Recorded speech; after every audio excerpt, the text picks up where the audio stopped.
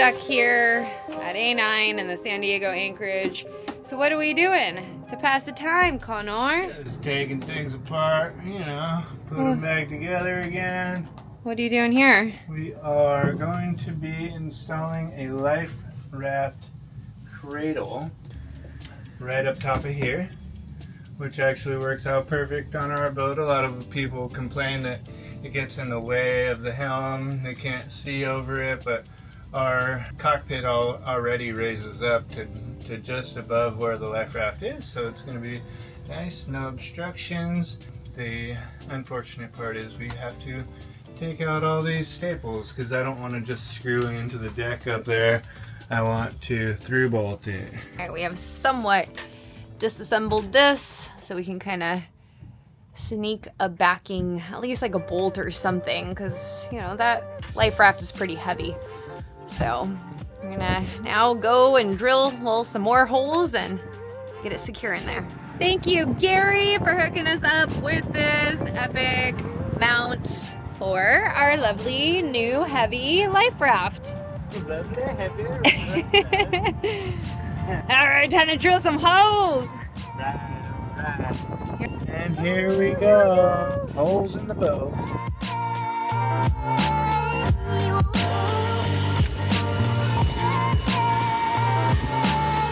Teamwork. So I did this one just from a 1/4 inch bit to a 3/8 bit, and you can see that all kind of chipped up right there. So on the other ones I used this little step drill bit, and it came out way more smooth like that. So recommending to use a step. Nice. Unibit is what we call them. Nice. So I went to West Marine for bolts. And he went on a shopping spree. I got wire because we need to ground all our through holes because they bond, not ground, are not bonded at the moment. They have some old solid wire on there. We got some metal wax for polishing all the stainless on the boat. I got Malvina a new scrubby brush because she lifted up the police stock when we were washing off last time. I still have faith that the lifeguards are holding on to me because I had such a great impression with them. So they're like, oh, that nice lady, I'm gonna hold on to it for her. We'll see. Fingers crossed. Back to shopping spree. We got a new hydrofoil set for the new outboard. If you haven't noticed, Connor loves going on shopping sprees. 2-stroke oil. I need to keep an eye out for him. We got an adjustable drink holder. We got a zinc for the prop shaft. We got bolts. What I went for. Some terminals for the through hole grounding. He literally went for this. That's all I was supposed to get. Whoops. I needed all of it. On the bright side, well, on the dark side, West Marine didn't have the nylock nuts, which was super frustrating. Neither did Downwind Marine, so I went to 2 different stores looking for them. They did have lock washers and big, nice fender washers, which was cool. And that's it. All right, let's get to work. Back to regularly scheduled program. First step, you guys know, every project, dry fitting first. So far, not going very good. While you dry fit, and pour that out a little bit. Dry fit looks good up here. Everything in. Let's go check downstairs. Down on the below deck. So during our dry fit, we are getting everything ready. We realize there's insulation where 2 of the bolts out of the 4 are. So Yep, the ones back here are all on plywood, so that should be strong enough. But the ones up here were just on this insulation, so we just cut out that little bit. Enough for that washer to fit in there. Cut out a little bit too much, but he's better to work. it's good. It's fine. We don't need Put it back. I'm gonna get cold. Put it back. You're gonna get hot. Things just escalated as they normally do. Always. Not normally. Every single time. What are we doing now? Now we are going to cut some G10 to use as a backing plate in there. I'm just going to cut it slightly larger than the washer. And then we'll put the washer on top, and then we'll do that. This G10 likes to eat blades, if you've watched the previous video. So I got the nice carbide tipped blade on here, but it's been pretty demolished by this G10 also. So hopefully this won't take too long.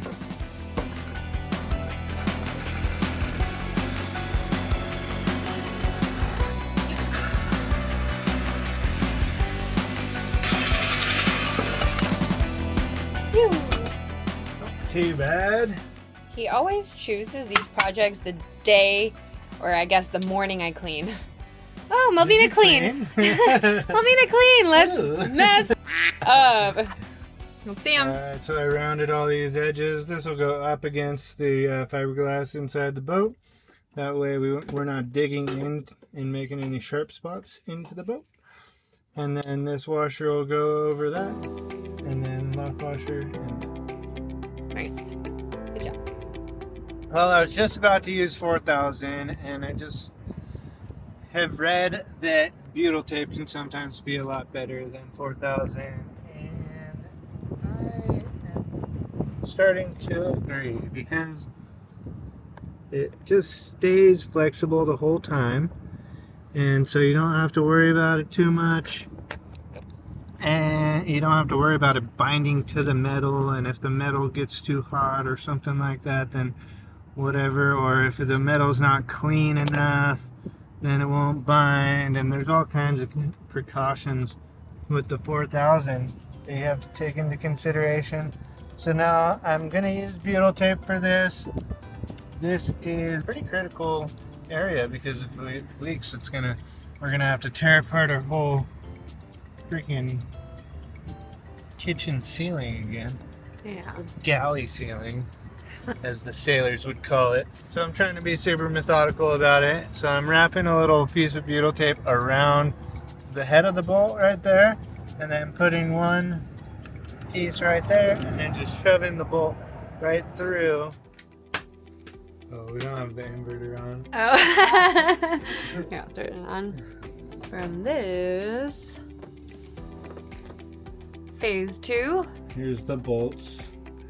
You can feel them, but you can't see them. Ooh, we were a little nervous about that. They might just like stick out a little bit. If you have anyone that's 6'8", be careful. in the boat, yeah, watch out for this bolt. We'll have to put like a little caution. Getting better, almost there. Looking good, looking good. Last little bit left. And here we are. Back to normal. Woohoo! The after.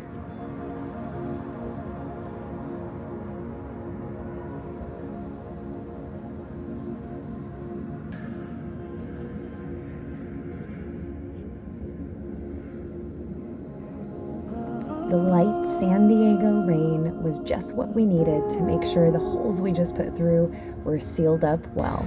It's raining. How fun. Well, the life raft cradle is all mounted up, and we had one rain and we didn't get any leaks, so that's good news. I might just leave that butyl tape because it's going to be covered up anyway, so no one's going to see it. And now it had some black foam on there that was kind of falling off and looking all ugly. So I got this from the new solar panel that I mounted today, cut it up into the same size little strips. We'll try and get that on there to use that. I was looking for some glue. We have some 4200 and stuff, but I also had some shoe goo. I might try some shoe goo because yeah, it sticks pretty good and it's pretty weatherproof. I have it and I don't think I'll use it for a couple years, and by that time it'll be all dried up. So we'll see how it does. It's all set up and that looks like a nice cushy little spot for a life-saving device to hang out, and hopefully we'll never use it. And our finished project, the beautiful Connor. It's not fully finished. Well, no, yeah, he's always a work in progress. You're a work in progress. No, what we're focusing on is the life raft. Okay, go ahead, hon. Sorry. So I ended up adding some little foam right here just to keep it from knocking around at all. And then we added 2 little tie-down straps. I don't expect them to be functioning after being out in the elements for a long time. So we are going to have a little, hand me my prop, ceramic knife fixed in here somehow. We'll secure it a little bit better so that we can cut these lines and then dump the raft into the water. We also still need to attach a painter. That will be, according to the drawing, it's like a 12-foot painter. You can just do it for as long as your boat is, I'm pretty sure. And basically that will deploy the raft. So once this is pulled, this should be attached to a point on this mount or whatever with a little coil of line underneath it. So once it falls off the boat, everything will blow up. Not explode, blow up, but just inflate. Inflate. And then the knife was a Captain J friend of ours. He recommended a lot of people have the life raft in an emergency. They're all panicking and they don't have any way to undo this. With it. Yeah. So thanks, Jay. Ceramic knife's a great idea because it will not rust and they're super sharp and pretty cheap. And I stole one of them in the kitchen. Yeah, I stole one for the kitchen because he got a few of them and they're fantastic. All right. Confess, you have a spending problem. I think so. But this is really cool. It's always something cool. Can Can you stop moving so much? He's like jumping off the walls. I'm excited about this. This was only like $65 or something on Amazon. Can I see the and front? it's a 15-inch screen. And it's all foldable, but it'll just be able to duplicate our laptop. We're doing an unboxing video. If you'd like to purchase this, we will have the link in the description below. Come on, just do it. Okay, I will. Alright, looks pretty cool. Let's see. It's basically like a big tablet, but it's perfect for sailing because we can collapse it and just stow it under the chart table. But we should be able to just plug in the screens. I was trying to figure out how to do that. I have a second laptop. I was trying to figure out how to kind of extend my laptop screen over to the second laptop, but it was super difficult, if possible at all. So I found this and was stoked because that's exactly what I wanted. For work, I have to do spreadsheets sometimes, and it sucks having to go back and forth between tabs on your computer. So if you have a second screen, way more efficient. And this is the M156F01 portable monitor. Boom. There you go, ladies. Charge it up and we'll get back to you. There you go, ladies and gentlemen. I was gonna give you a much better kind of tutorial on how to use this thing, but it is literally plug and play. You just plug in the USB-C. We just have a little 12-volt USB-C right there, and then plug in the HDMI to your computer, and off you go.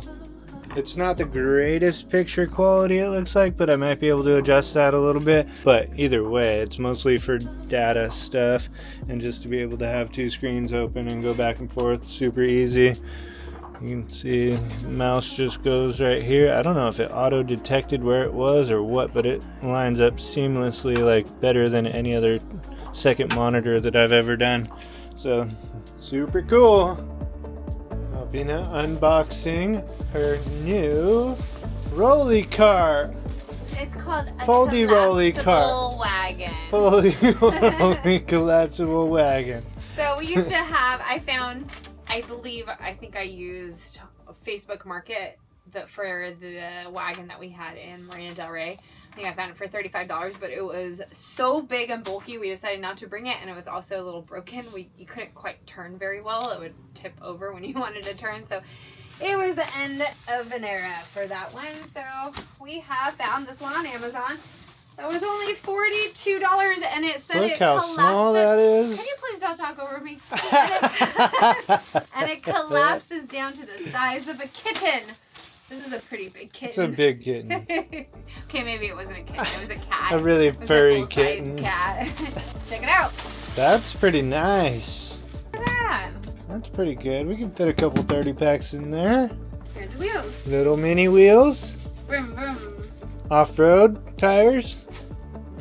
No. Well, they're gonna have to be for Mexico. They'll be off-road, whether they like it or not. We'll share the link in the description below. And look at her go. Look how small that thing folds up into. It's pretty freaking sweet. Very nice. Good job designing things, Chinese. It can probably fit under here. Totally can. If Connor just moves all his other stuff.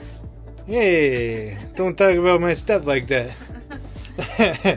And the other thing we got is, this is the bottom little plate for the furler. And found one on Defender Marine. And the problem with this one is that little tab broke off. It's supposed to look like that. This one was actually breaking too, so not a great design. But got a brand new one for 30 bucks. Not too shabby. Now we can go sailing again. That's what we've been waiting on. All right, let's go. Another addition in our Amazon packages, an AirTag. We're gonna put this on our dinghy. Hopefully no one will take it. Or at least we can track it and get it back. Well, we tried to go for a walk, but this guy forgot his shoes, so we are going for my kind of walk. What is now this kind of walk? You had this planned all along, didn't you? We're still cruising, you know? It's just as fun, if not better. No shoes required. We got pirates to look for. Let's check it out. Albino, what's the history of this submarine? Just found a black submarine. A black submarine.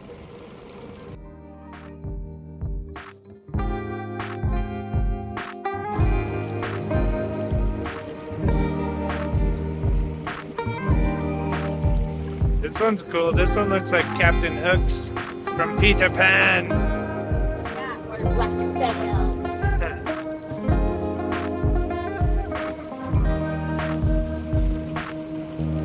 Look at their nameplates. Why didn't we just do that? I don't know. Sailing in the slip. That's all I got to say. This one definitely has a pirate on there that says, I'm matey. I'm 81 now. Wow. That's a lot of ropes.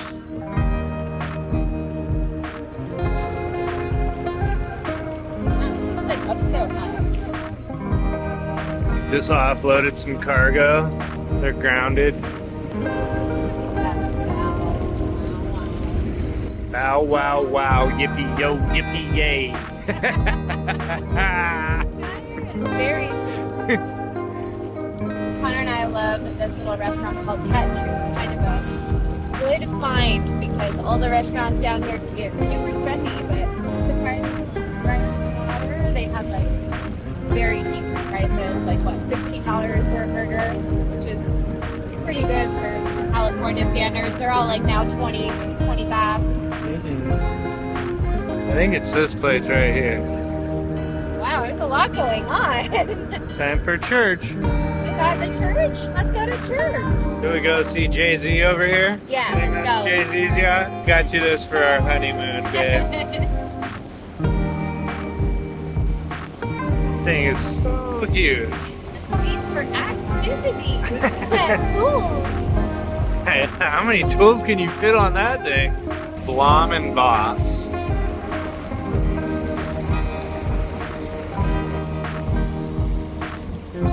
Jeff Bezos? JB, not Jay-Z?